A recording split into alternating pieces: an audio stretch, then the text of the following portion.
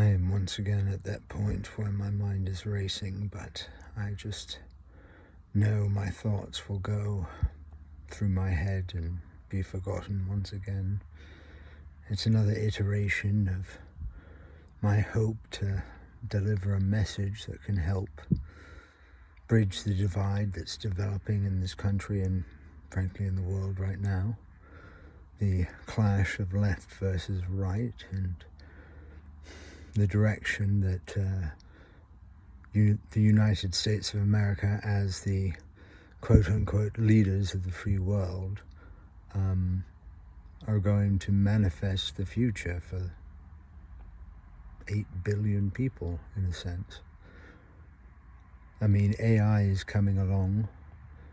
The prospect of much more universal surveillance, either through the improvement of satellites, and perhaps they're already there, or just the permeation of very effective reconnaissance drone-like things that could easily be set up over most large population areas. It's time we really confront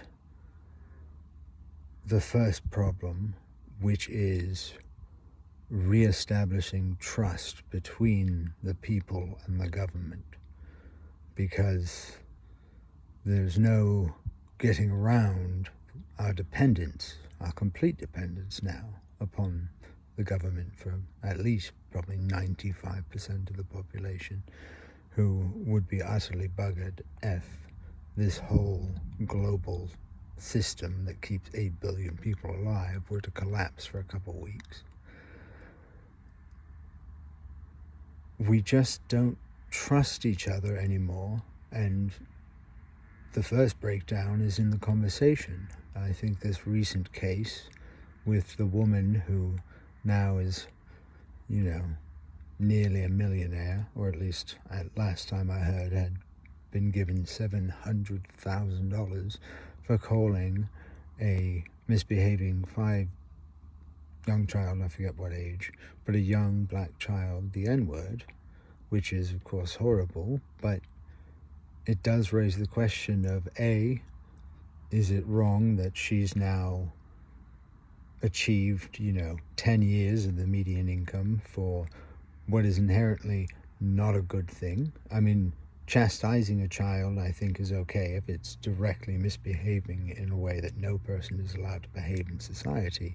But throwing out the racial epithet is just counterproductive, and it's just a base reaction, or oh god, the word wretched just came to mind, but it's primal, I guess, is what I was going for. It's someone who was not raised to know better, apparently, in a moment of vulnerability and also anger, justified in some respect, though if the child is also autistic as well as being a young child, chastising should be done in a educational and productive anyways. It's just a highlight of how someone's life can change utterly by the utterance of just one word. I mean, I have said the N-word in my life. I mean, as a young man, it's the most taboo thing to say, so what does a rebellious young man do? They say the thing. I've never said it in front of a black person. I would be literally mortified. I've always said it with an internal, like, oh dear, that's... And I have also been very aware, and I've deeply contemplated the nature of what it means to be white and be black, and I mean, not to try and sound like some sort of liberal nonsense. God, what's the word? Social justice warrior. I just believe that there has been a manifest impact on people who have black skin or even dark skin from the way that the people who happen to have been winning continued to treat people the way people have always treated people up until now. I do believe, in a great respect, the Civil War exemplified that the sense of righteousness has existed in the United States and can be said to be valid, because truly that war was catalyzed and fought in great part because they knew that the words they enshrined in the Constitution and the Declaration of Independence were not being executed by this state, and they had to rectify that manifest failure that was allowing slavery to continue, even after examples such as the British had abolished it and recognized that it is one of the worst ways for humans to behave. So how can we reestablish trust if caution is always the best, the wisest and safest course if you just want to continue about your life as best as possible, like I would argue and imagine most people would? So, growing up as someone who considered himself Democrat, though I never actually voted yet, I am now a citizen, though I moved here from England, I have definitely sort of almost fully converted to the right, except for a few key exceptions, which is the importance of choice, the right to have an abortion, certainly up until the point of viability. Secondly, I'm trying to think of other things. I mean, on the transgenderism issue, I agree in most part. I don't agree with, like, Michael Knowles saying we should eliminate transgenderism, period. I think we should eliminate transgenderism as a suggested course, because I believe currently, with the way the medicine is, there are very few actual positive outcomes. It's something that should at least be attempted to be dissuaded and should return to the true minority of actual gender dysphoria cases. So I just think that a return to sense, like, men should not be able to go into women's prisons, but a transgender woman who has, let's say, removed the tool of potential offense, i.e. had their penis removed, they shouldn't go to a men's prison. And if it's men or women's, I think a woman's prison is probably the better bet. Of course, there are some circumstances where I wouldn't necessarily agree to that, but the likelihood of assault in a men's prison is immense, and the likelihood of being an assaulter in a woman's prison is probably a fraction of it, would be my argument. Anyways, I champion the right for people to write the story they wish to write within that basic, grounds of you can't negatively impact other people's lives unreasonably. So, that prospect of everyone doesn't have to be a good citizen to the extent they're able. So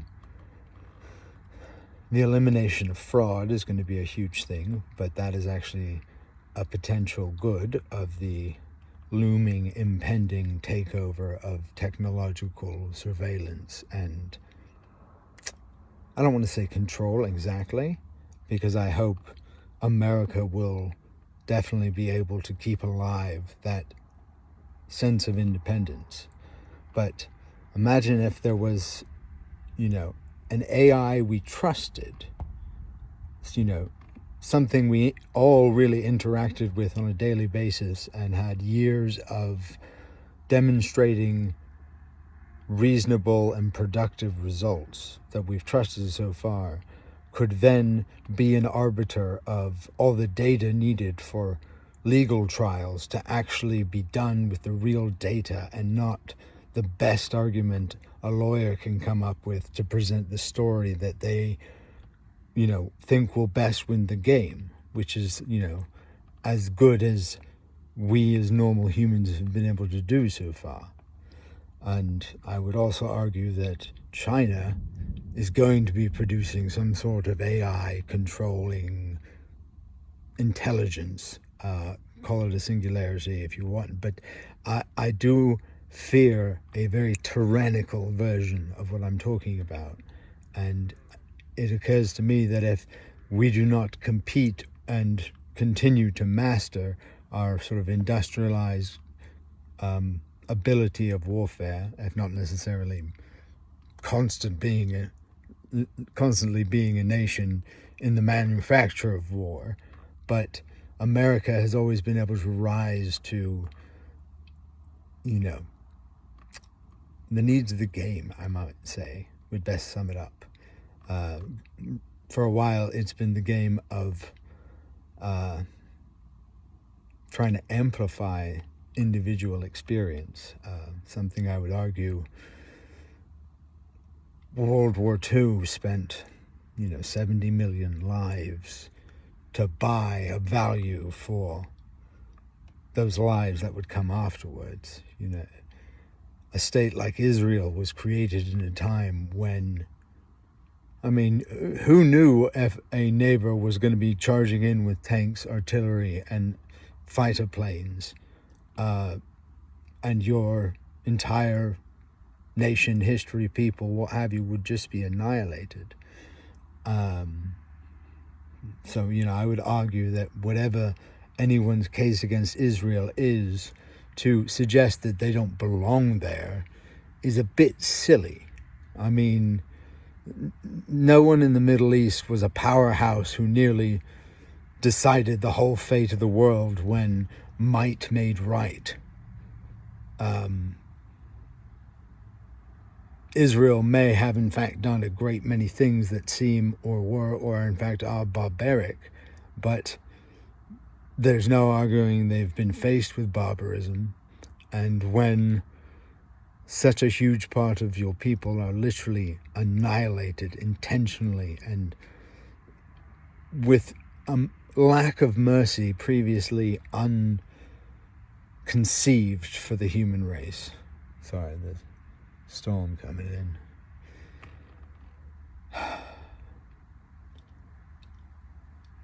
I think if we recognize the seeming despondence among such a great swath of our young and middle-aged population and the economic despair created by our comparative impotence in the money market, as it were.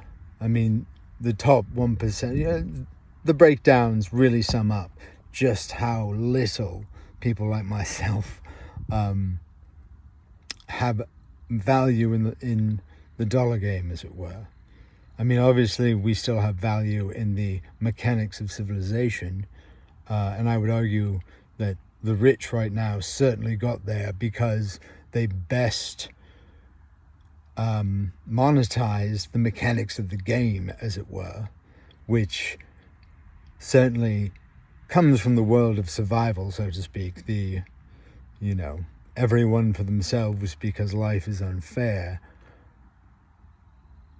law of life that really has defined human experience. Societies have done quite a good job of enabling weak people who don't know how to fight at all, like myself, to go their whole life without ever having a fight and considering themselves safe and able to go about their life without fear of physical harm. That's a magnificent thing. We have existed as a species, I believe, for 150, 200,000 years, and almost all of that must have spent with great fear of early violent death, most likely from other people, but also from the environment, disease, and animals, naturally. Not to mention disasters. When there's no FEMA, things can really get devastating. Anyways, I digress. We get back to that fundamental problem, of course, is how on earth does one get one's word heard when the most popularly stated job of choice is influencer, and getting anyone's attention for, 15 minutes, let alone 60 seconds or whatever shorts are nowadays, is a difficult game, to be certain. Not to mention, what ideas do I really have beyond, oh, well, we should just trust each other? But it's, I guess, I come from a unique perspective of having been given a good many things in life. Grew up upper middle class, trips home to England as a child, feeling special, great education, college paid for, did very well on all my exams and things. And yet I have lived a very poorly executed and self-hating, lazy life, where I've made very, very little money and depended on bad credit and gifts and loans that never were repaid from people close to me. So not a good thing. I have lived the poor life, so to speak. I know what it is to find out how expensive it is to be poor, because one small overdraft costs $36, which then leads to more $36 fees, and you need money in a hurry. You've got to take terrible rate loans, or we all know that you can save money by having money. In fact, lots of money makes you money. It is the unfair nature of the game manifested through currency. I mean, it seems unfair, and in some respects it is, but it's also crucial to this whole network we've set up that keeps 8 billion people from not killing each other or dying of starvation every day.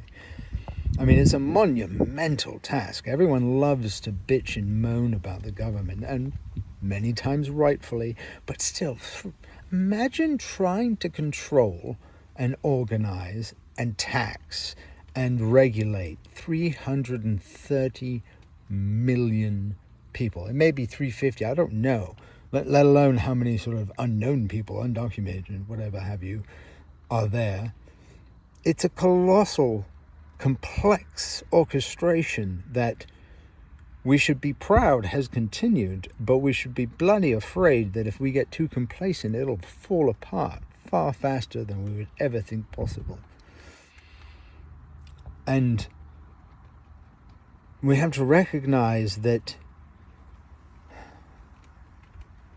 you can't just pay people to exist, and yet at the same time, you have to guarantee a modicum of existence to ensure there isn't bloody revolution.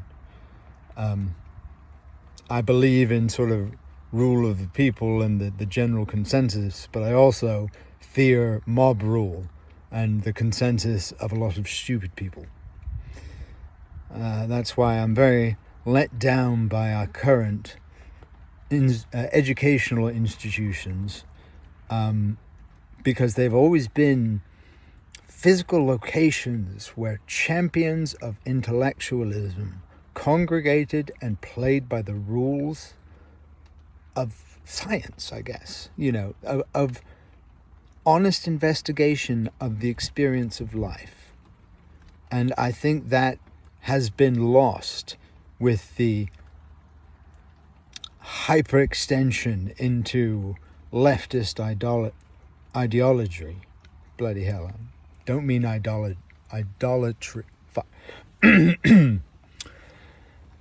Into leftist realms. And if we lose that trust in the experts, so to speak, which in great respect I think we have, not in necessarily physics experts, yes, or anything, I think our faith is quite strong in them, but certainly any sort of social science or, I don't know, very subjective fields. I did psychology, and I deeply believe that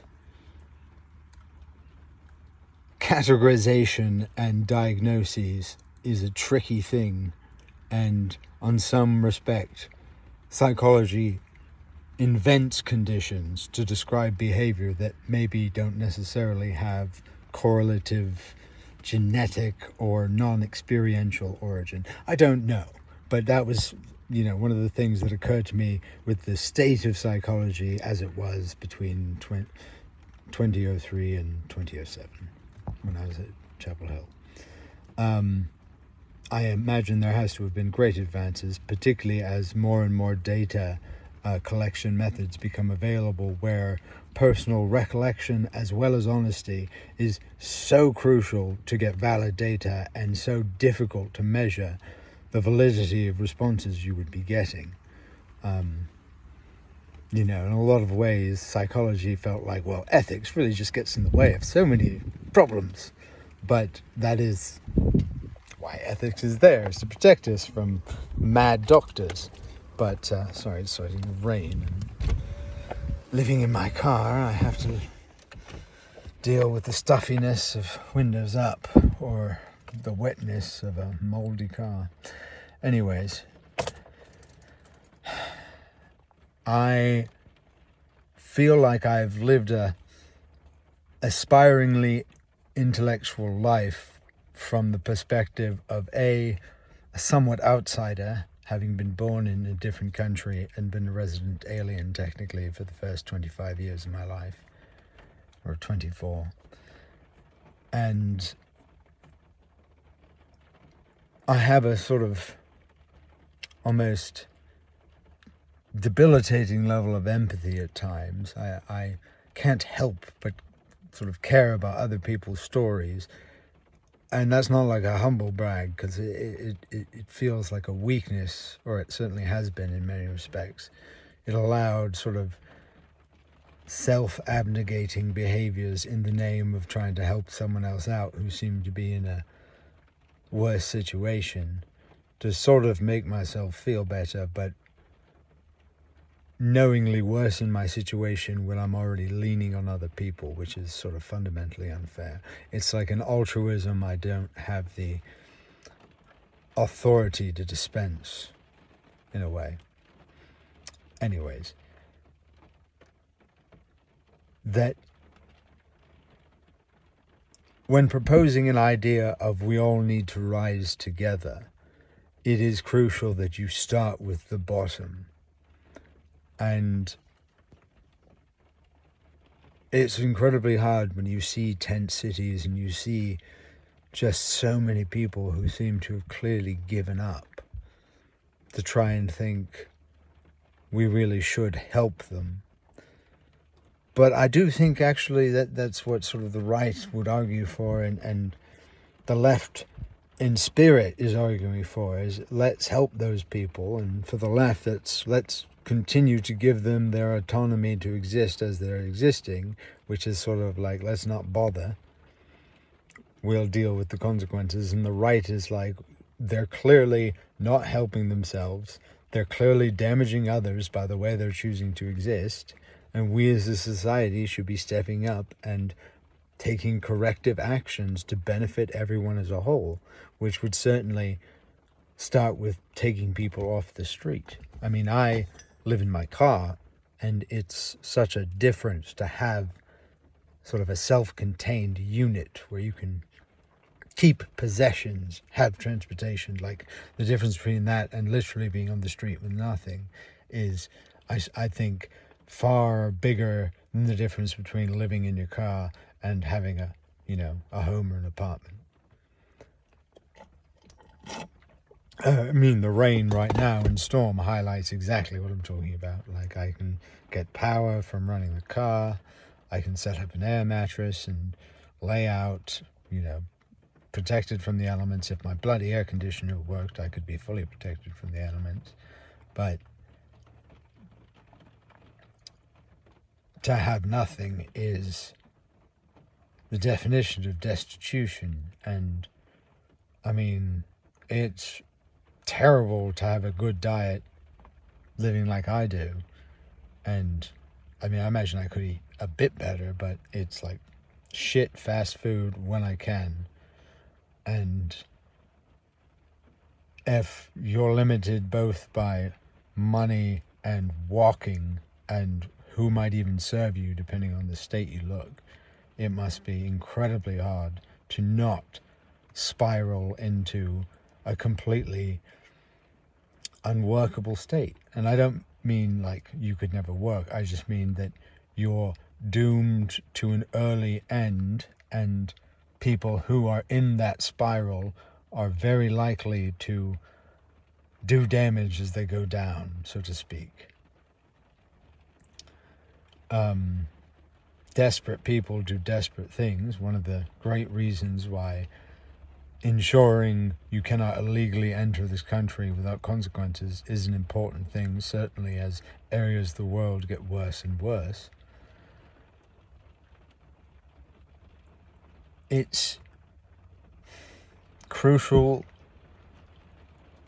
we establish the areas of justified freedoms from the most philosophical, i.e., self-centered, intellectually sound perspective. You know, where the best argument in the room wins, as long as everyone's being a student, so to speak, willing to acknowledge what is right and what is wrong as the information is relayed and the conversation happens, not rock solid going in, knowing their point, and then just tailoring it as a conversation goes on with no prospect of a fundamental change of perspective. It's one of my great problems, I think, with religion. At the same time, I have huge respect for religion and, in fact, worry at many times and wonder if I'm wrong.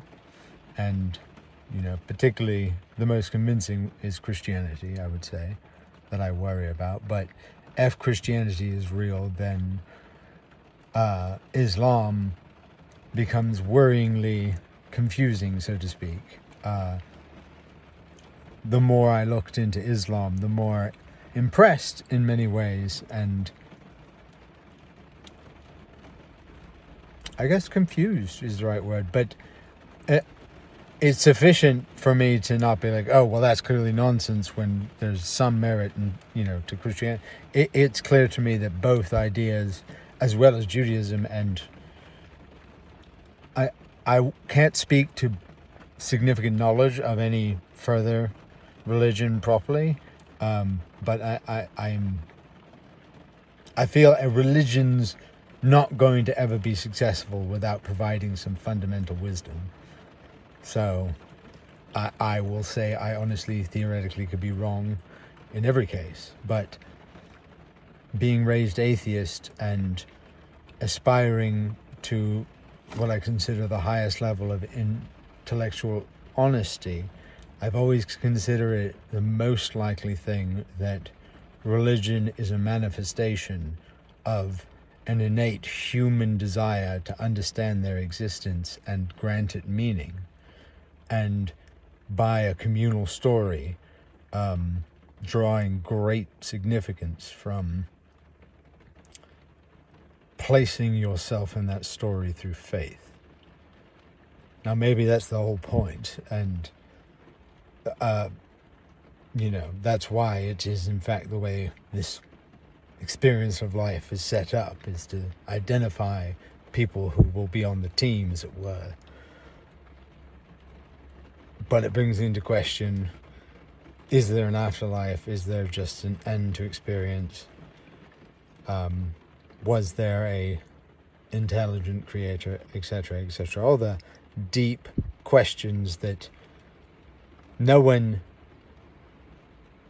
seemingly intellectually honest to me will state they know without a shadow of a doubt that their exact belief of God is exactly right. I think that the belief in a God requires the need to admit you couldn't fully understand them.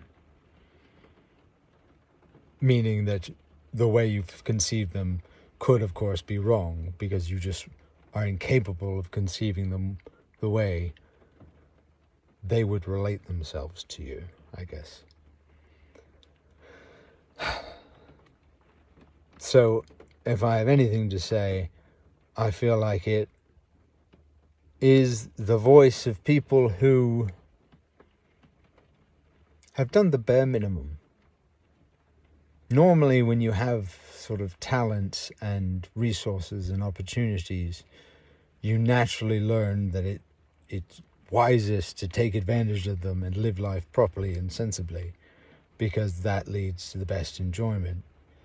But some people, like myself, have continually mortgaged their future to tend to the moment. I've constantly smoked weed for, I think 15 years now. I've been on Adderall for 14 years. It's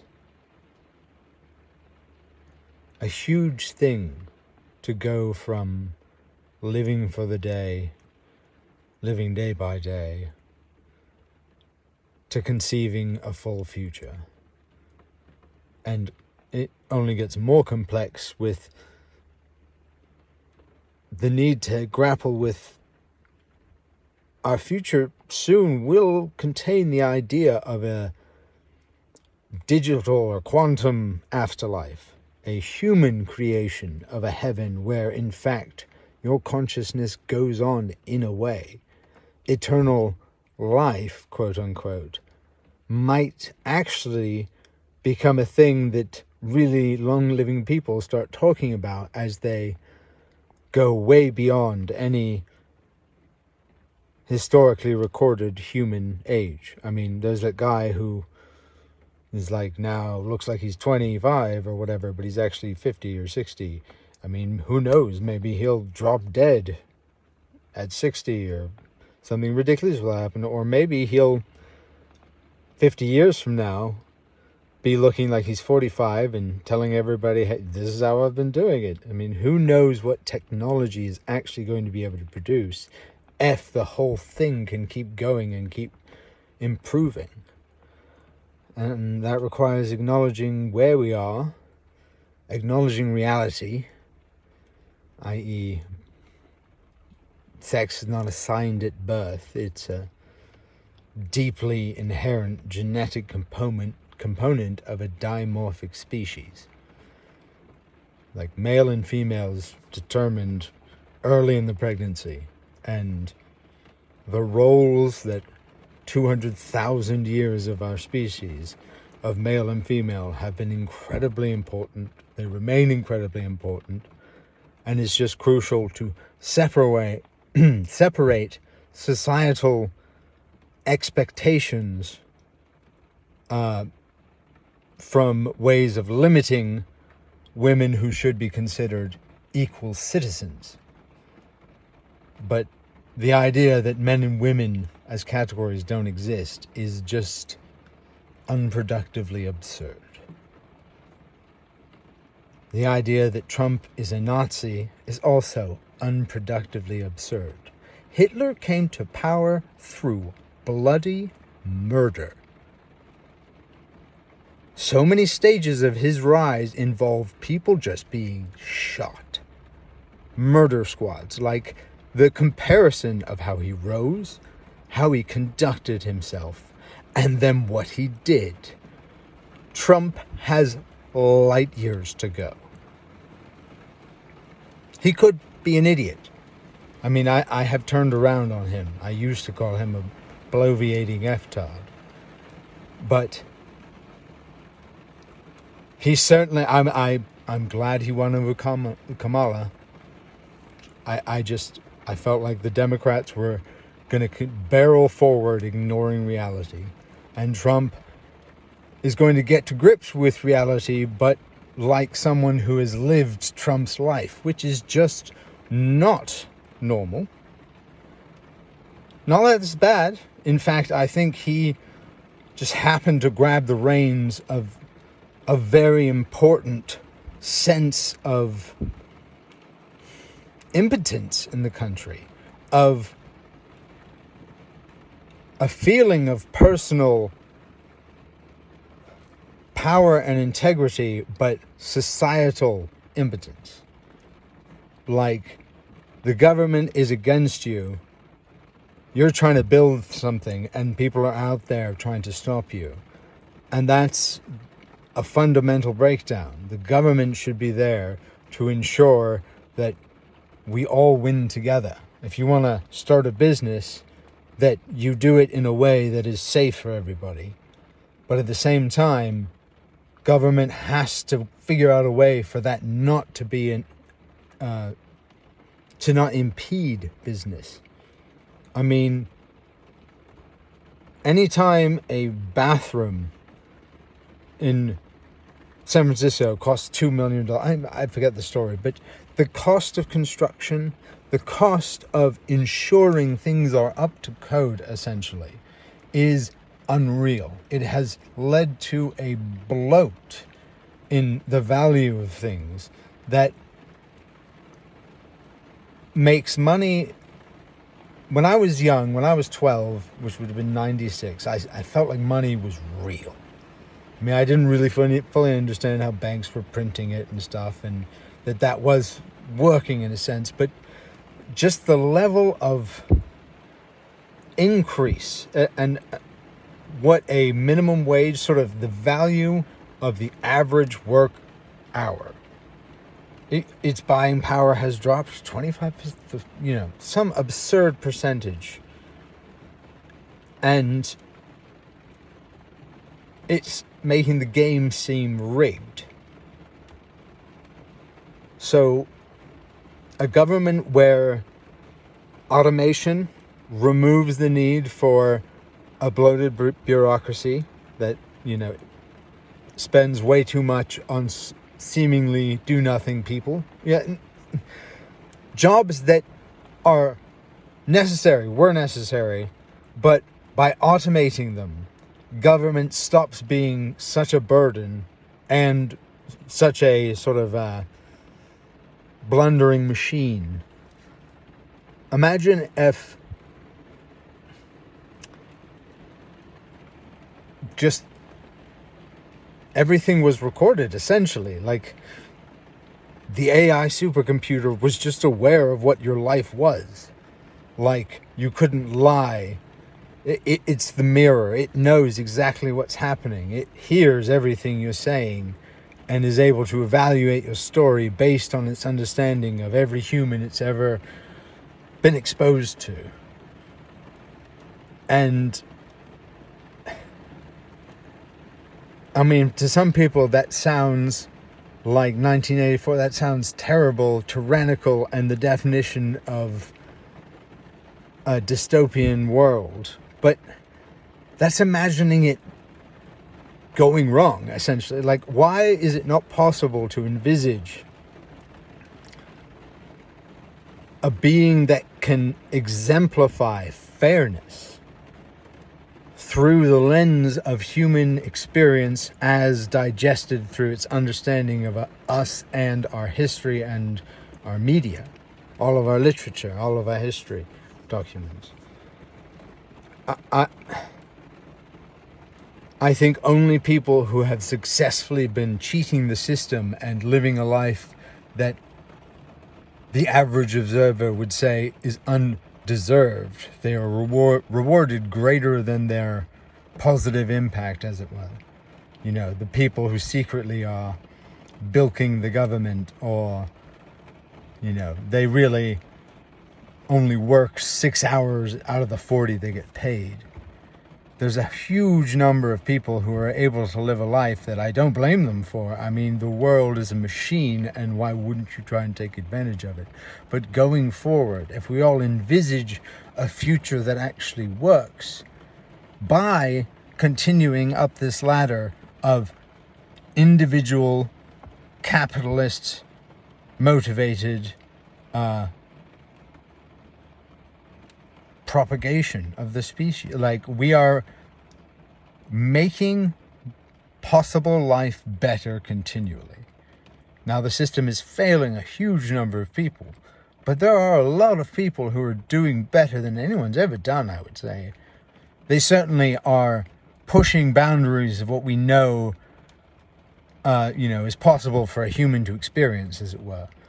Every field of technology is just flourishing and advancing, and, things are becoming so subdivided and categorized and niche followed that advances are taking place faster than we can all possibly keep up. The future can be incredibly bright as long as we can foster trust, which means we value each other. We're sure that each other are people who are conducting themselves properly, so to speak. Not like everyone's an altruist. Like, truly, the law and society should protect the biggest asshole who never crosses the line kind of person. Someone who maybe is a prick, maybe likes to see other people suffer, but doesn't actively, make it happen. But, they don't consider themselves responsible to take action to save someone else because they believe everyone builds their own life. As long as they're not directly harming people, that should be the level we try and protect, because then everybody can live the life that they want to live. As long as they're not trying to change other people's destinies in a way that is unfair. I mean, people who say that you shouldn't listen to your parents for X, Y, or Z reason that isn't they're literally threatening your life or survival, like, there is a level of parent, obviously, I think people can agree they are just, a harm, and they need to be removed from, like, at that point. Because if you literally are starving or hitting, or I don't need to go into it. But people become, there's a line I think Konstantin Kisin was saying about when you have children, your friend can say, congratulations, your heart now beats in the body of another person. People become their children in the way they invest their lives. Like, it's such a huge thing that we have to protect. And it means that people have value in a sense because they have value to their parents, and therefore their parents' opinion should matter. Doesn't mean they control things, but if a child disagrees with a parent, we shouldn't just say, oh, well, the child is right.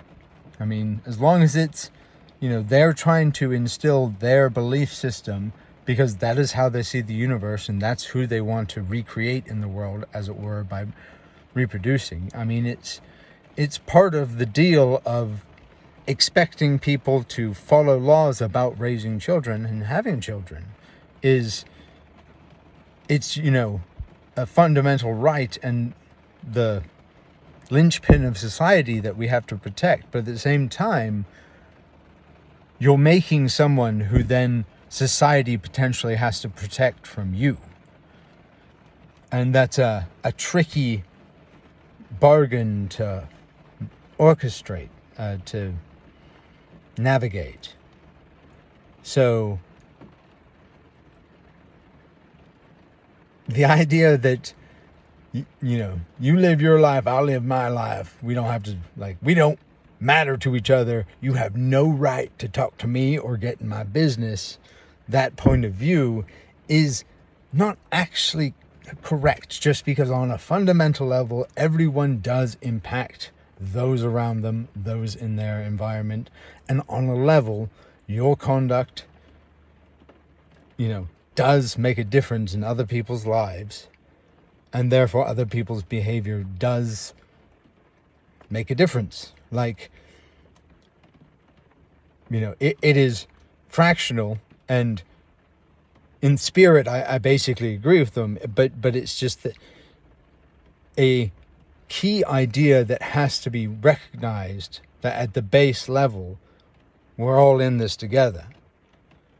Society has created huge networks and ways of being to protect us from overexposure to the colossal number of people around us. Nevertheless, we're still very vulnerable to human desires and emotions and just ways that the machine makes us react, that tests one's character. And many people fail. And if we're all going to rise together, somebody has to speak for the lowest we want to start the ascension with, so to speak. Now talk for 46 minutes, and I'm not sure I've really said anything. But it's my hope to at least get a better conception for myself, if not for anyone who might want to listen, on how I truly feel about the future and